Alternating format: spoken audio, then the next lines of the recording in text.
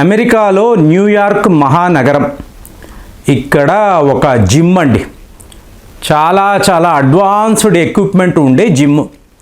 So ఇందులో ఒక వ్యక్తి వస్తున్నాడు. ఇతని పేరు గుర్పత్వంత్ సింగ్ పన్నూన్. ఈ పేరు ఎక్కడో విన్నట్టు ఉందే మీరు అనుకుంటారు. 6 ఫర్ జస్టిస్ అనబడే ఒక సంస్థ యొక్క అధినేత, నాయకుడు, ఒక తీవ్రవాది. సో ఇప్పుడు ఇతను ఎర్లీ మార్నింగ్ ఈ జిమ్కి వస్తాడు. వచ్చినప్పుడు ఈ వర్కౌట్స్ చేస్తున్నప్పుడు కొన్ని ఫొటోస్ మీకు ఎక్కడ చూసినా కూడా వైరల్గా సర్క్యులేట్ అవుతుంది. ఏమిటి ఇది అంటే, మీకు బుల్లెట్ ప్రూఫ్ జాకెట్ వేసుకొని ఇతను వర్కౌట్స్ చేస్తున్నాడు. Bullet proof jacket. మనము ఉన్న బట్టలు తీసేసి ఒక టీషర్ట్తోనో ఒక బనియన్తోనో మనము జిమ్కి వెళ్తాం, అవునా? మామూలుగా వెళ్తాము, తర్వాత అన్నీ తీసేసి మనం వర్కౌట్ చేసి మళ్ళీ మన బట్టలు వేసుకొని బయటకు వస్తాం.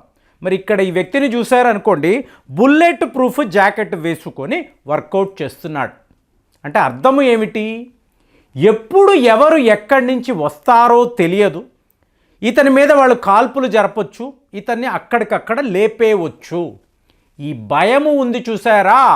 ఒక్కసారి మనము ప్లాంట్ చేసేము అంటే ఈ భయాన్ని, ఫియర్ ఫ్యాక్టర్, దీనిని ప్లాంట్ చేసిన తరువాత న్యూయార్క్ లాంటి నగరములోనే నేను సేఫ్ కాదు, ఏమైనా నాకు జరగవచ్చు, అలాంటి ఒక పరిస్థితిలో ఈ తీవ్రవాది ఇవాళ ఉంటున్నాడు. ప్రతిరోజు కూడా బుల్లెట్ ప్రూఫ్ జాకెట్ వేసుకొనే జిమ్ముకు వెళుతున్నాడు. మీరు సీన్ని కట్ చేయండి. ఇంకొక వైపు పాకిస్తాన్, అక్కడ ఫైజల్ రాజా అబీది అని మీకు ఒక ప్రముఖ వ్యక్తి, ఒక విఐపి, ఒక సెలబ్రిటీ. జీటీవీ అనబడే ఒక ఛానల్తో ఇతను ఇంటర్వ్యూలో మాట్లాడుతున్నాడు. తనని తాను యుద్ధ నిపుణుడుగా చెప్పుకుంటున్నాడు. సో అక్కడ ఇతను ఏం మాట్లాడుతున్నాడు అంటే, ఇవాళ ఇజ్రాయెల్కిను ఇరాన్ మధ్య యుద్ధము వచ్చేలా ఉంది కదా. ఇజ్రాయెల్ వరసపట్టి ఇరాన్ మీద దాడులు చేస్తున్నారు కదా. మరి అక్కడ హూదీ రెబెల్స్ ఉన్నారు. వీళ్ళు ఏం చేయాలో చెప్పమంటారా అంటే ఇంటర్వ్యూలో చెప్తున్నాడు. సో వీళ్ళకు నేను ఇచ్చే సలహా, మీకు ఇదే రెడ్ సీలో భారత్కు సంబంధించిన వాణిజ్య ఓడలు వస్తాయి. అలాగే ఇండియన్ నేవీకి సంబంధించిన యుద్ధ నౌకలు కూడా ఉంటాయి కదా. ఇవాళ అక్కడ అరేబియా సీలో వీఆర్ ద గార్డియన్స్, ప్రతి ఒక్క దేశం మన మీదే ఆధారపడతారని ఎన్నో వీడియోస్లో మాట్లాడాం. అలాంటిది భారత్ జెండా కనిపించినా, వాళ్ళ ఓడ కనిపించినా దానిపై హూదీస్ మీకు మిజైళ్ల దాడులు చెయ్యాలి, అలాగే డ్రోన్లతో దాడులు చెయ్యాలి, నా సలహా వినండి అని ఇతను మాట్లాడుతున్నాడు. సరే, ఇంటర్వ్యూ అయిపోయింది కదా. బయటికి వచ్చేవాడికి తెలియని భయం, నా సెక్యూరిటీ ఏంటి, ఈ స్టూడియో వాళ్ళు నాకు సెక్యూరిటీ ఇస్తారా, ఫియర్ ఫ్యాక్టర్, భయము. సో ఇలాగా every nook and corner of the world అండి, ఎక్కడైనా మీరు చూడండి. మీకు గమనించారో అనుకోండి, ఈ తీవ్రవాదులు భారత్కు వ్యతిరేకంగా మాట్లాడేవాళ్ళు ఒక లిస్టు ఉందండి. ప్రతి నెల అంటే ఎవరో వీళ్ళకి టార్గెట్ ఇచ్చారు, మీకు కావలసిన వాహనము, డబ్బు, ఆయుధాలు ఇస్తున్నాము, ప్రతి నెల కూడా భారత్కు హాని కలిగించిన ఈ తీవ్రవాదులు పలానా అడ్రస్లో ఉన్నారు, ఆ ఇంటిలో వీళ్ళు దాక్కొని ఉన్నారు, వీళ్లను ఈ టైంలో ఇలాగ మీరు లేపేయండి. ఫిబ్రవరి నెల 2025 మౌలానా కాషిఫ్ అలీ అని అంటారు. ఇతను మీకు లష్కర్ ఇ తైబా యొక్క కీలకమైన ఒక తీవ్రవాది, అంటే వాళ్ళ పొలిటికల్ వింగ్ యొక్క నాయకుడు. వాళ్ళ ఇంట్లోనే కూర్చొని ఉన్నాడు. ఎవరో తలుపు తట్టారు, తలుపు తీశారు, ఎదురుగుండా ఈ masked man, unknown masked man టపా ఇతని మీద కాల్పులు జరిపారు, వెనక్కి వచ్చారు, ఆ బైక్ వేసుకున్నారు, వెళ్ళిపోయారు. ఫిబ్రవరి అయిపోయింది, ఒక వికెట్ పడిపోయింది. మార్చి నెల మిస్టర్ అబ్దుల్ రెహమాన్ అంటారు. ఇతను ఎవరు?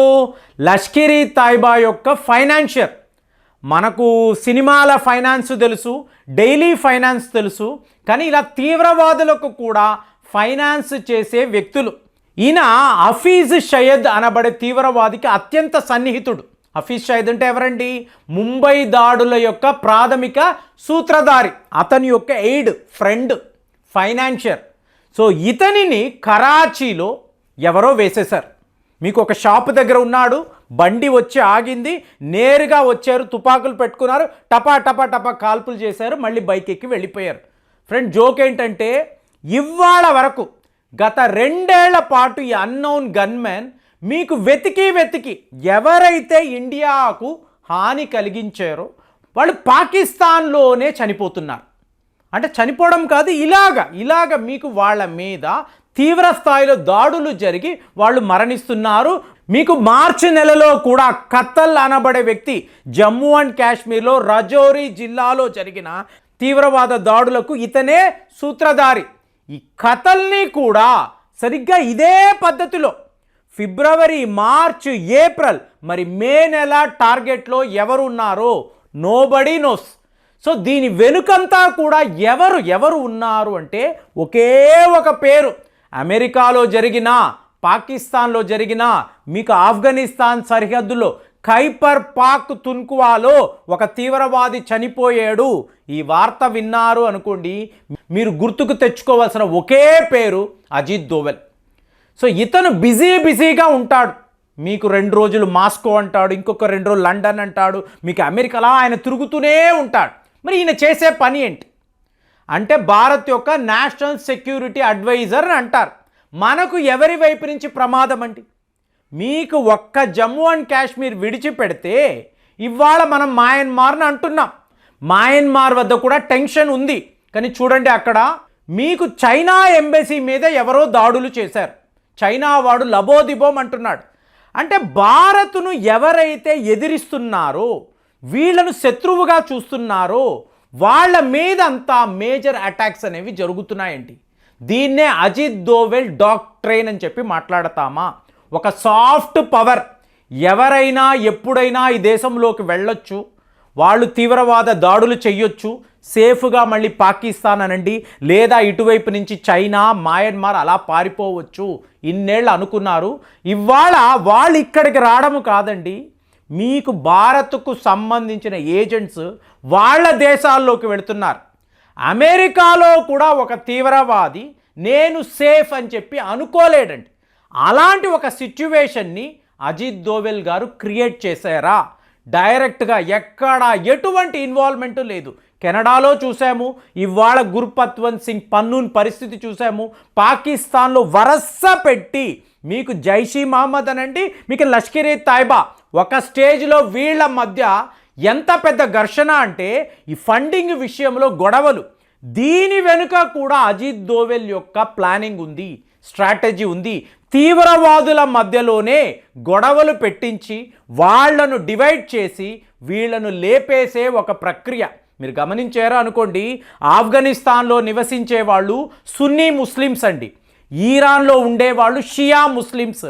కానీ భారత్ యొక్క ప్లానింగ్ వ్యూహం ఎలా ఉందంటే, భారత్, ఈరాన్, ఆఫ్ఘనిస్తాన్ వీళ్ళు కలిసిపోయి చాబహార్ పోర్ట్ నుంచి ఆఫ్ఘనిస్తాన్, సెంట్రల్ ఏషియా దాకా కూడా మనము వ్యాపారము చేసుకుందాము, ట్రేడ్ డీలింగ్స్ ముఖ్యము, ఇలాంటి ఒప్పందాల్లో ఇవాళ సంతకాలు పెట్టారు.